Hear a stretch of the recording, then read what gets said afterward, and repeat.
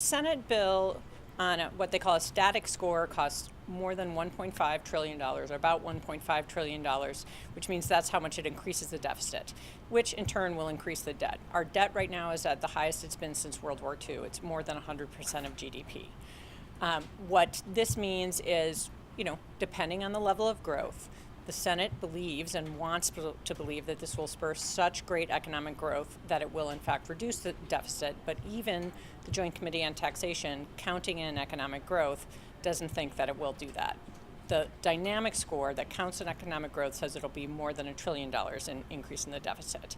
Even before this bill, we anticipated that the cost of interest on the debt in 2027 would be $800 billion, more than the Department of Defense.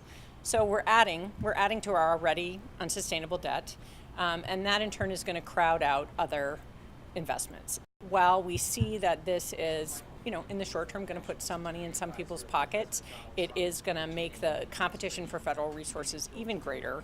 And we've seen time and time again in the last 8 years that Congress has a really hard time actually cutting spending.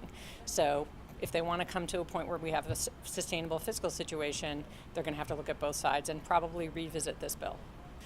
The big picture, though, is that this is a significant corporate rate reduction, rate reductions for many individuals. So, in the next year, most individuals will pay a little less tax, some will pay a lot less tax, and some people will pay more taxes.